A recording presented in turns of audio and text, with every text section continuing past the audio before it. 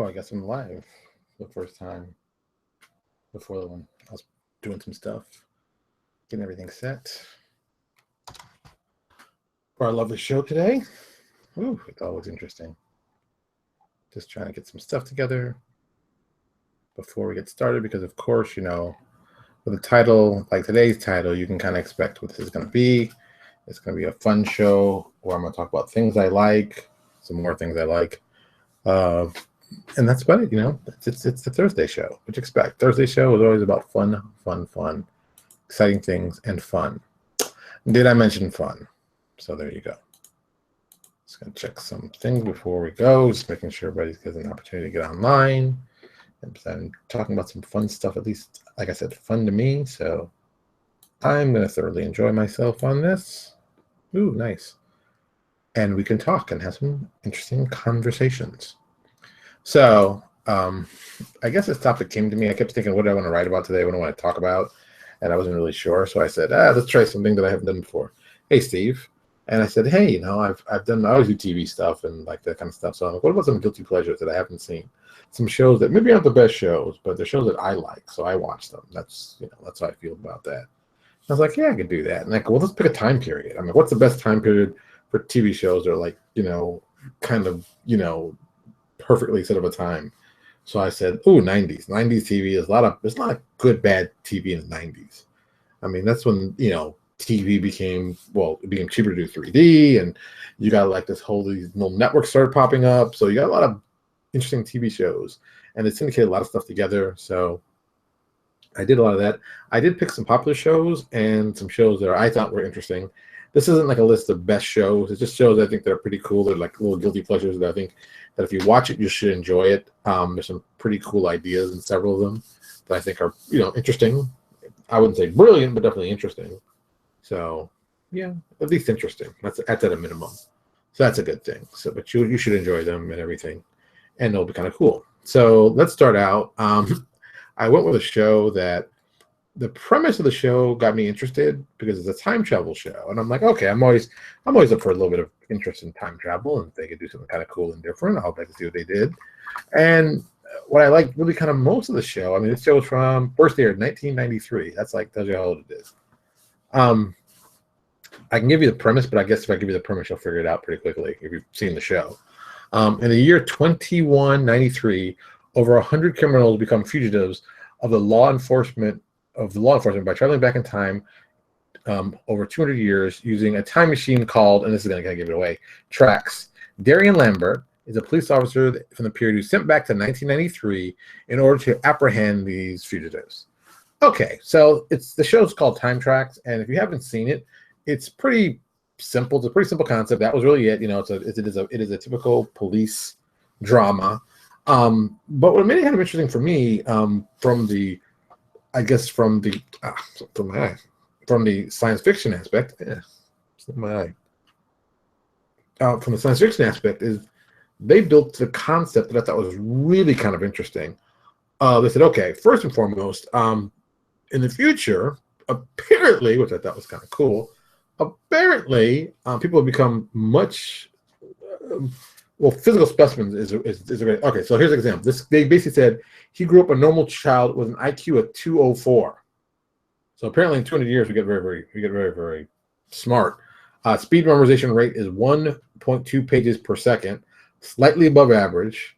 He was a complete athlete. His best speed for the 100 meters was 8.6 seconds, and the mile run 3 minutes 38 seconds.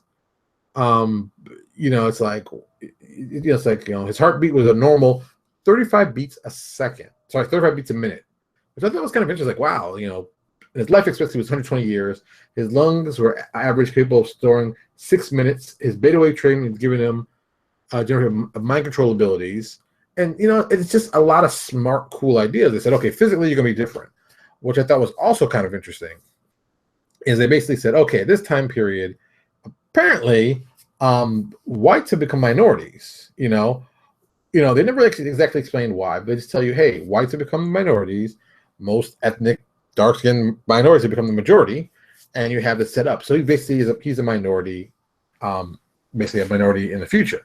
So it comes back in time, and they do a couple of times. They do some kind of interesting stuff with that.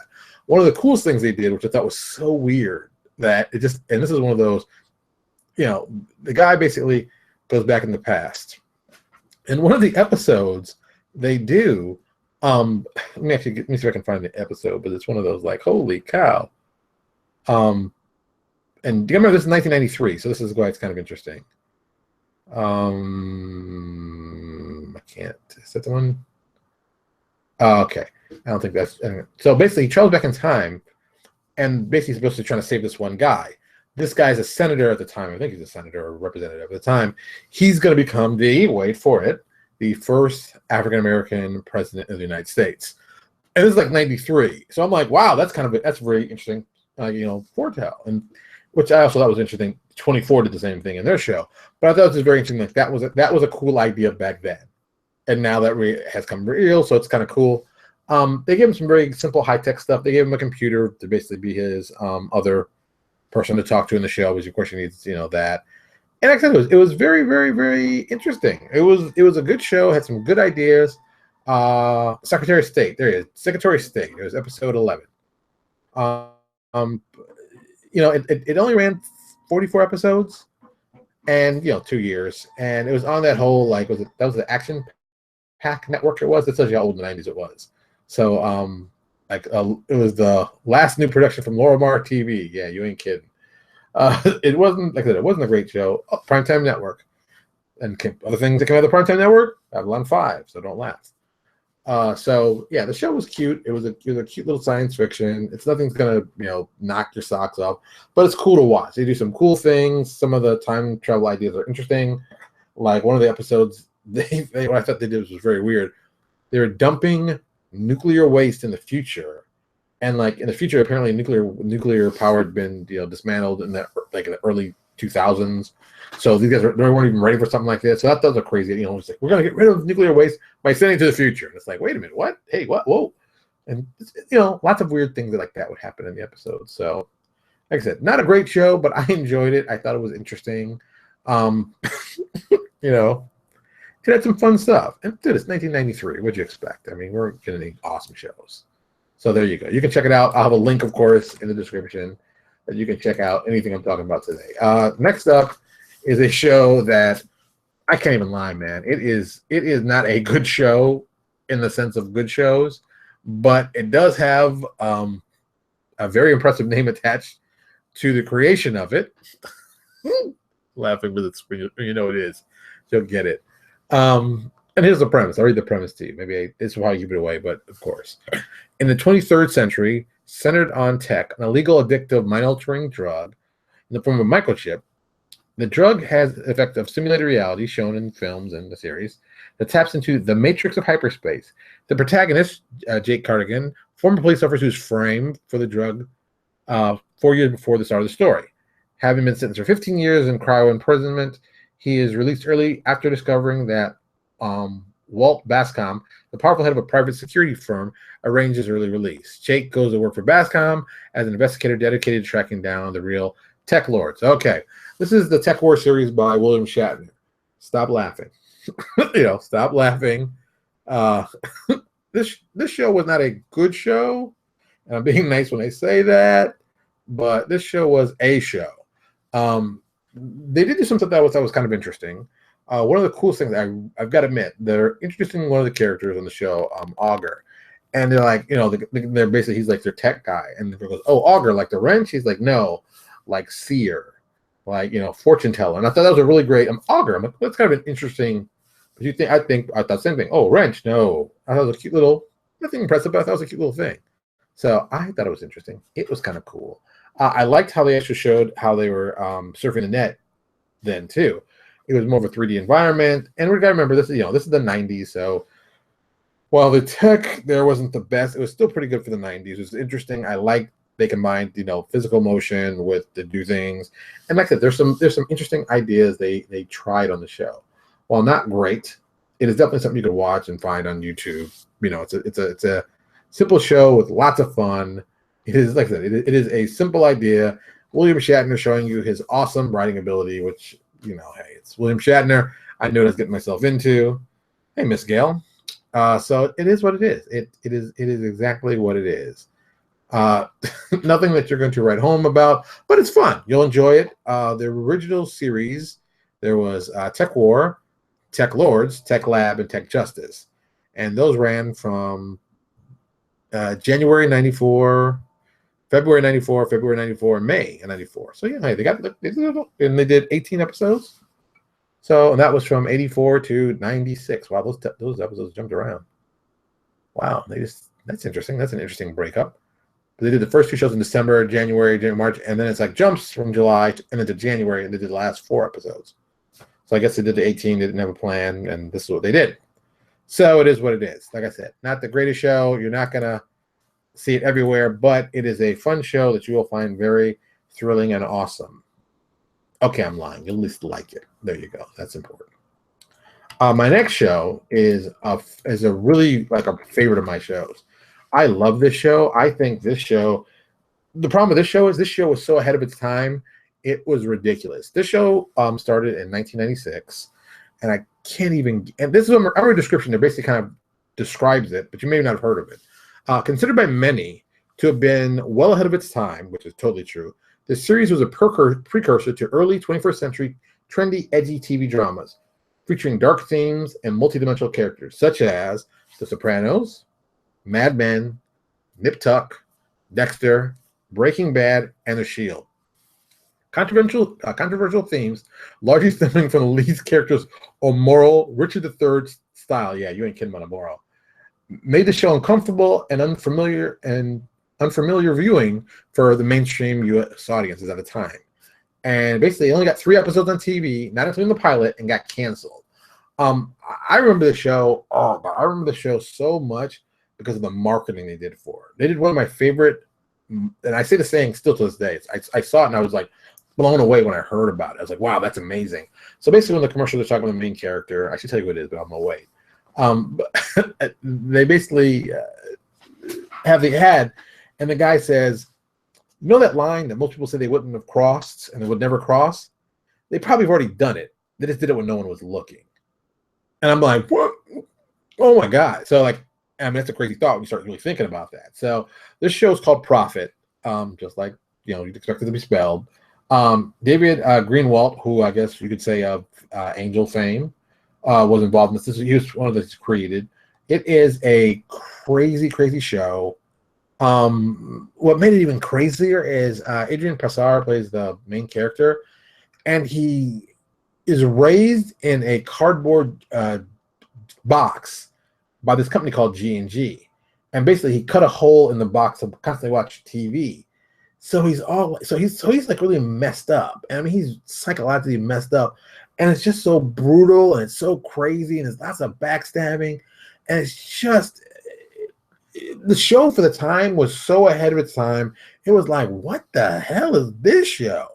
And if you get a chance to see it, I can't recommend it. I can't recommend it enough. It is a great show. It has got some pretty controversial things that happen.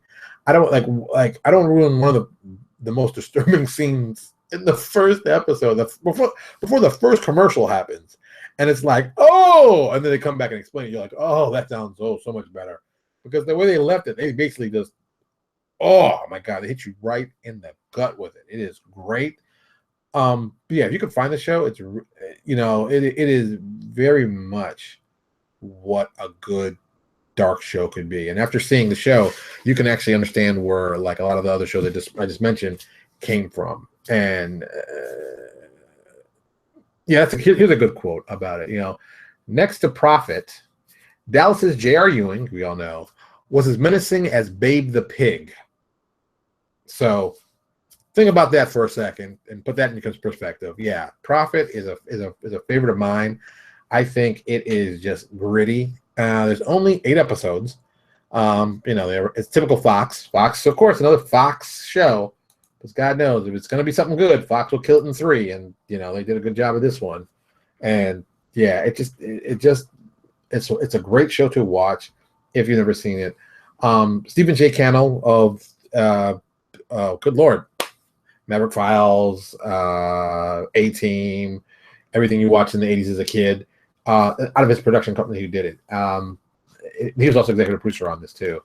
This show is gritty beyond gritty beyond gritty, and you should watch it because you need to be messed up for the rest of your life, like I am. That's why you should watch it. Like I said, I loved it. I love it. It's a good show. I think it's great. Find it on YouTube if you can. You know, it's worth every cent. Next up, we're gonna go to a lot of science fiction. God knows, in the 90s, that's all they did, a lot of science fiction. Even though this is a late 90s show, this does still qualify as 90s. It was 99. It is a late 90s show. What made it awesome for me as a fan of science fiction, I think they redefined how to do aliens on TV well. And some of them were, I thought, which made it brilliant, was doing animatronic puppets and things like that. And, you know, and if you know science fiction, you probably know this show just from that alone. Let me see if I can actually get the theme. If I can, I want to get the whole phrasing right. It's kind of cool. It's actually one of my favorite intros. It's a really great soundtrack. I think the music they picked was really, really good, and I really enjoyed that. I guess I don't see it here. Yes, they will. Favorite show. Yes, Farscape. If you did not know, Farscape, I think, is a fun show. I think that Jim Henson and his group did an amazing. Yes, Miss Gale, Farscape. I think they did an amazing job on the animatronics on there. I think it was a brilliant, brilliant show. Once again, you know, planned for 5 seasons, ended, and then they want to start again. And it's just one of those. It's just like, oh God, you know, it hurts me how good it was. But it's one of those shows that you can see that if you do good work, you can be rest assured that people will love the work you do. And it is a great show with great twists and turns, great ideas. And I mean, if someone told me, yeah, Jim Henson's, you know, puppet group is going to be doing this, and you're going to believe the characters, and you're going to like them, like Rigel, geez, great character, and you're going to really feel for those characters, and they'll be like, what are you talking about? There's no way. It's a puppet. Why would I feel for a puppet? And then you think about, you know, Miss Piggy and, you know, Kermit the Frog, and then you go, well, what do I know? But it's just amazing. It's just an amazing show. I'm a huge fan of it.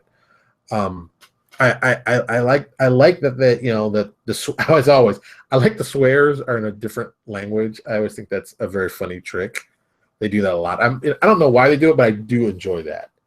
I just, as a fan, you know, in Frack they use that. I think that's a cute little, hey, you know, we want to swear, but the swears are different, you know. And so there's just some cool ideas. There's a lot of cool, at least racial ideas in this, like Zahn being a humanoid plant. I mean, that transferred over for me for doing New Exodus. So, you know, that's where we stole that idea. I thought that would be a cool idea even there. And just a lot of cool, like I said, a lot of cool ideas. There are a lot of cool ideas. And I mean, you got a living ship that gets pregnant and then has a warship. I mean, that's crazy when you think about it, but it's awesome when you think about it. So it's like, you know, hey, it's a lot of good ideas, a lot of good science fiction. If you haven't checked it out, you should check it out. It's got 4 seasons plus the Peacekeeper Wars, which was interesting. Scorpius is one of my favorite villains. Visually, also, I mean, they did a great job with special effects of that. And just a cool villain, a cool, like, mind trip kind of villain. And Crassus is a good villain at first, but Scorpius really brings it home. He really brings it home. So, you know, another one that I really liked. I just, you know, it's in the 90s, but it's the epitome. All right. Next up is probably one of my all-time favorite TV shows, bar none. I mean, look, it is not the Wire level of awesome, but it's something that I will watch over and over whenever it comes on. If I catch it or catch it wherever, if it pops up, I watch it without a doubt. This show, of course, another show out of Canada, my favorite place to get TV. Because God knows those Canadians are making some good TV. This TV show was a remake extension of another incredibly well-known film that many, many people watched. It really kind of set the tone for this genre when it came out. Is this 97 the first episode was released? Let me see if I got that right. I think it's 97. 97. Look at that, Porter. Amazing. January 97. I remember, and I watched every episode when it came on Sunday night on USA. This show was great. This show was so great, I didn't know how great it was until I watched the show 24. But the person who created this show also created 24. And this show was basically, I would say, his precursor doing 24. That was Joel Surnow. And the show that I'm talking about is La Femme Nikita. Yeah, I'm a huge La Femme Nikita fan. Always have been. Love the movies. Love the TV show. Thought it was brilliant. I love the music on there. Oh God, just that first season. That first season is an amazing season just by writing. And it's like, I said, you can tell they didn't have a lot of money. You can tell by watching that show they didn't have a lot of money. So they said, screw it, we're going to tell some great stories and do some complex stuff and do as much as we can with the money we have. And they did a great job. And I always wish they had just a little bit more money, because if they had a little bit more money, they would have been 24. That's how good it was. And just a lot of the smart ideas they did. The title place called Section 1. So that was a great name. The torture room was the White Room. If you wanted to kill you, you'd be canceled. And it was just, you'd be put in abeyance if you're kind of, and then what I liked, I think a little bit more in the movie is that she actually was innocent on the TV show and wasn't innocent in the movie. So that kind of made an interesting dichotomy. Michael on the TV show, I think, was a little more interesting. I mean, Roy Dupree, it's French, so always was like, wow, man, he really was very impressive. I just think he's that kind of guy. He looked and didn't have to say anything, and he could look. That was just amazing. He had that kind of appeal. Another weird thing, a lot of people may or may not know about this. The guy played Walter, Don Franks, a very well-known Canadian actor. I'm sure many of you are familiar with his daughter, Cree Summer. That's right, Cree Summer from A Different World, Cree Summer from Rugrats. That is his daughter. His son, Rainbow Sun Franks, yes, I am not joking when I say that, that's actually the name, appeared on Stargate Atlantis. I always thought it was interesting that, this guy, who was a big hippie on the show, and basically I thought was an extension of his own character on playing Walter, was great on this. So yeah, I mean, I always loved the show.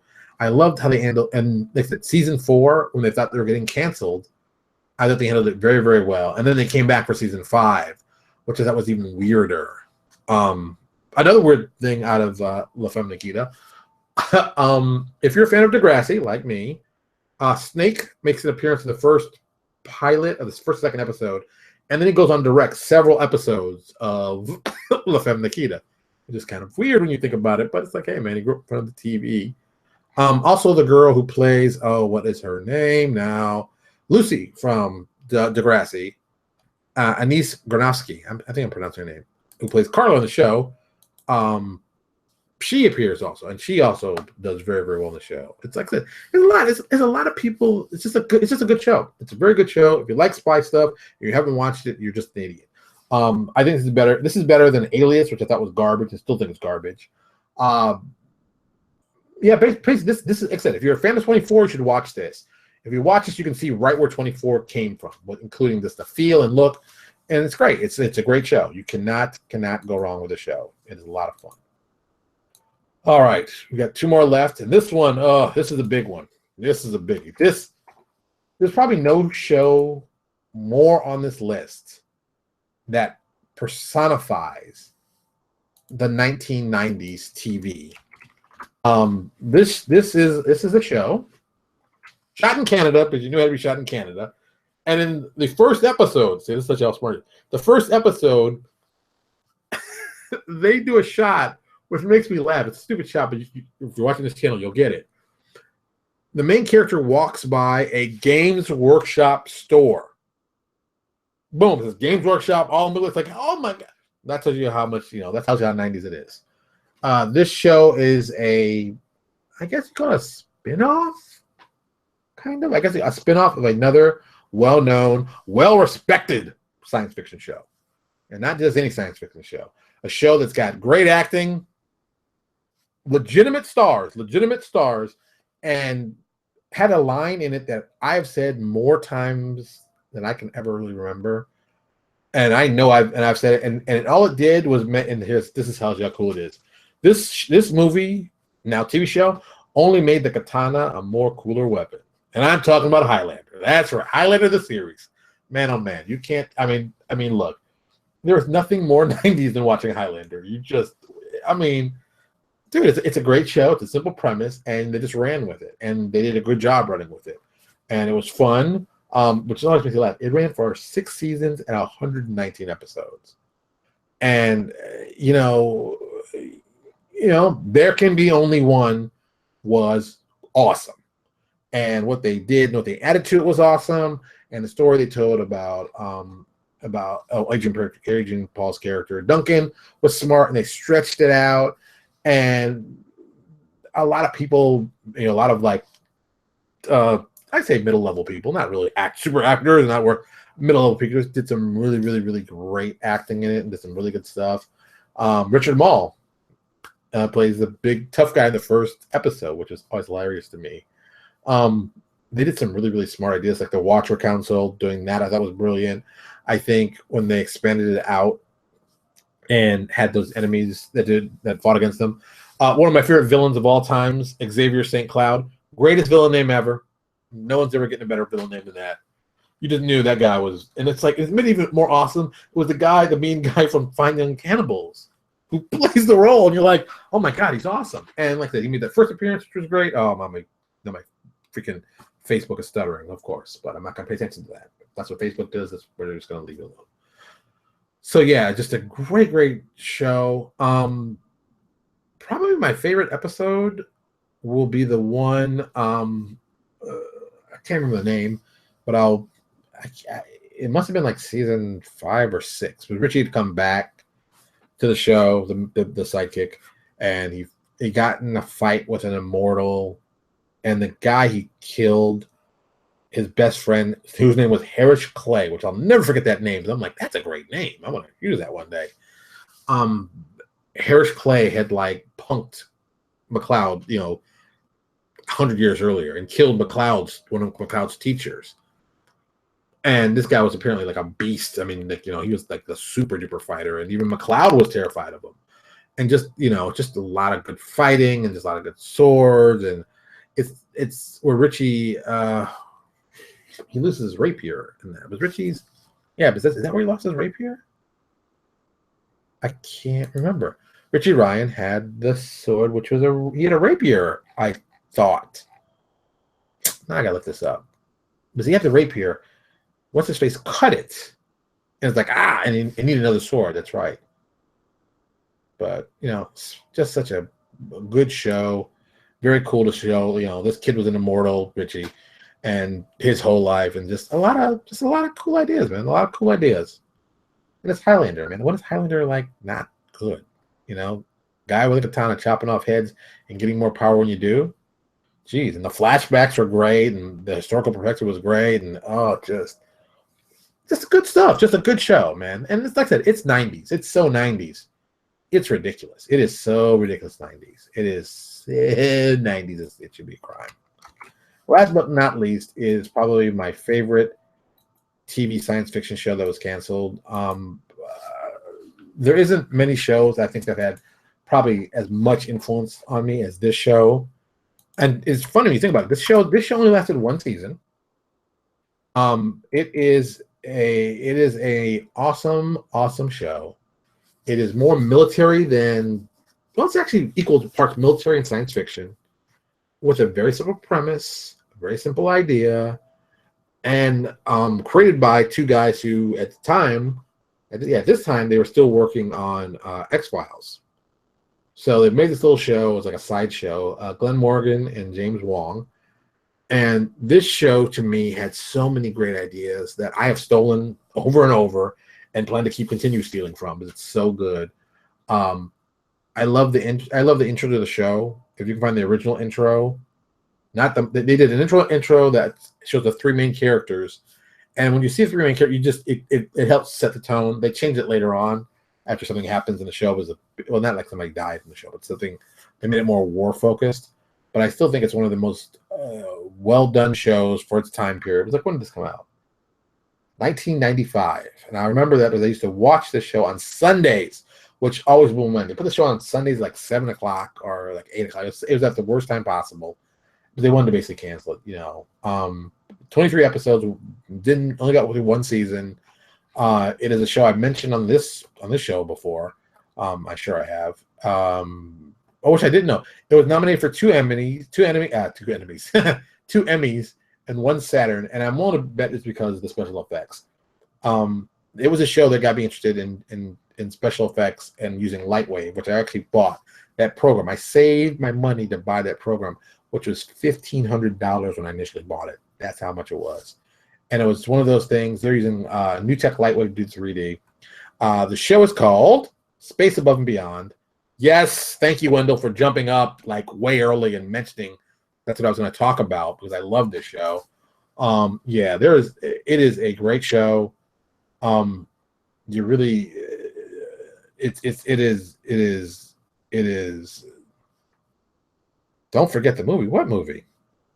See, this is a slight delay, so I never know sometimes what people are talking about.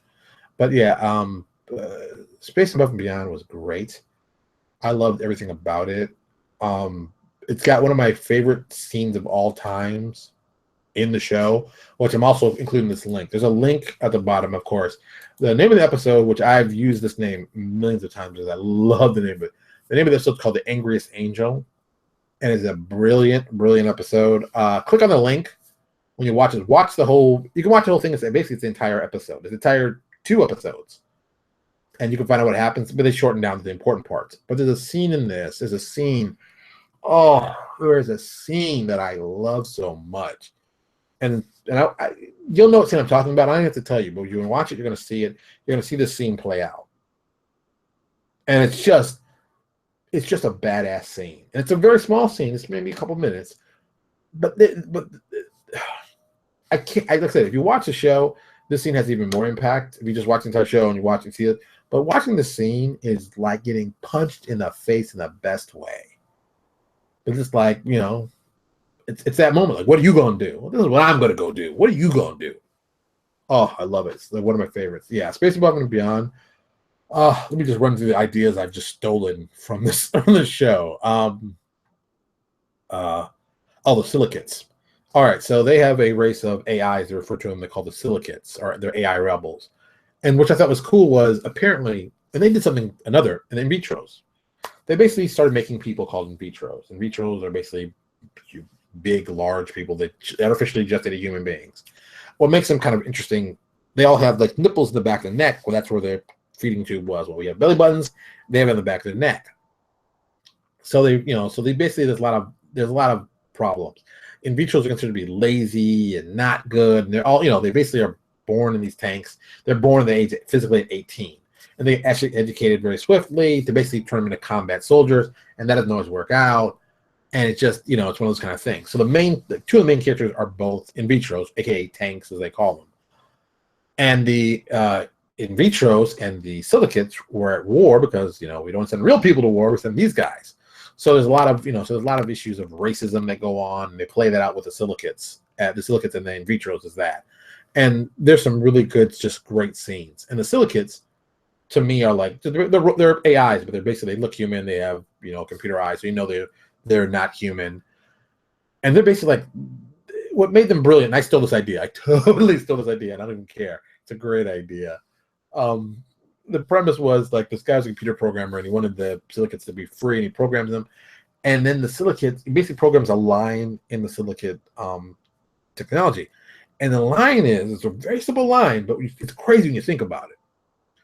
And I think the guy was actually, I don't know, but he basically put this line, and the line says, "Take a chance." So you've got these robotic people, AIs, who act like robots, but then this whole take a chance thing becomes part of like a religion for them.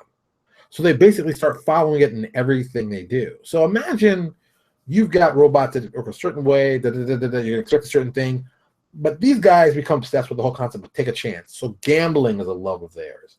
And it's like they're fascinated with the idea of just, take a chance. What's the worst thing that happen? And that's the mindset they go with. So imagine finding robots who are willing to be creative by doing things that you wouldn't think they would do.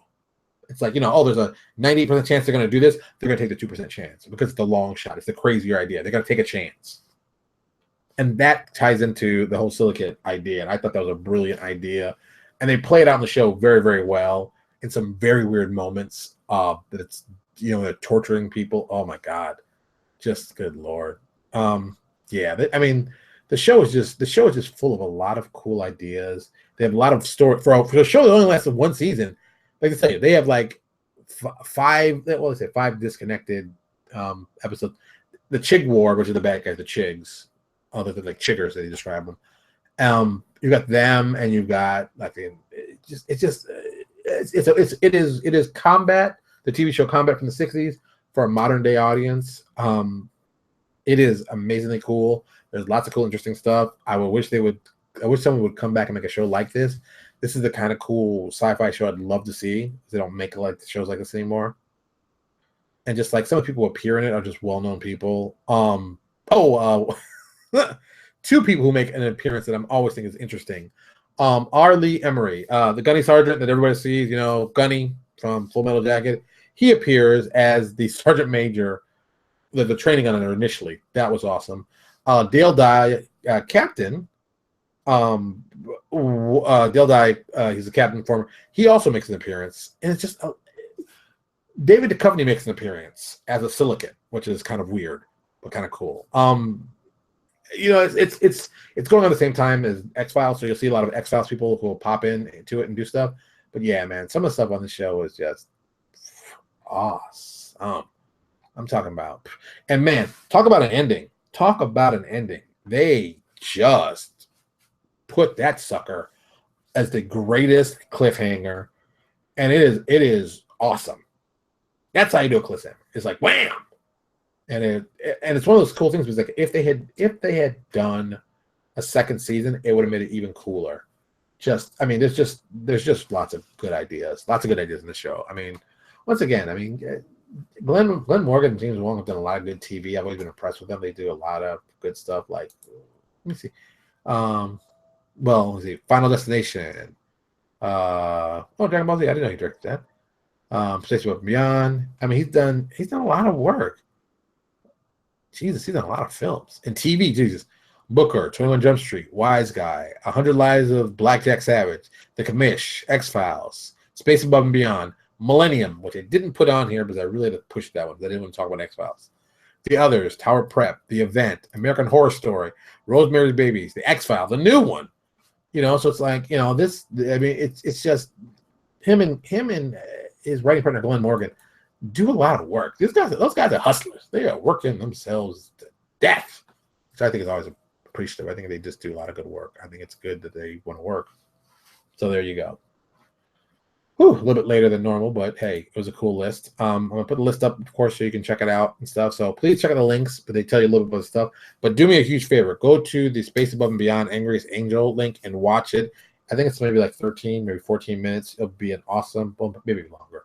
It'll be an awesome, awesome video. You'll love it. You'll see my scene, and you'll dig it probably as much as I dig it because I think it's awesome, and you should be watching it because it's awesome. All right, I'm getting out of here because it's really hot in my house, and I didn't turn on the AC. That's right. It's here we need to turn on the AC, but it's hot because I live in Florida. Yeah, I know some of you are like, Lewis, I want to punch you in the face for that. It happens sometimes. Don't take it personal. All right, so we'll be back Monday with another great show. I'm not sure what we're going to talk about, but it'll be something interesting. And maybe if things are better, I'll maybe have an awesome week this week instead of an okay week, which is really crappy, but whatever. I'm going to have an awesome week. And of course, as always, subscribe. It's important to subscribe. We need all the YouTube followers. We got our 200. Now we're trying to go to 500. Yes, I know it's crazy. I don't care. I still want to make 500. That's cool for me. All right, everybody, have a good weekend. Have a safe Halloween if you're going to go out before we do the video, because I'm going to have to be, that's right, Monday is Halloween, so I may be doing a late video with Lucas. I have to see what's going on. I may be doing the streets. We'll have to see. I'll talk to you all later.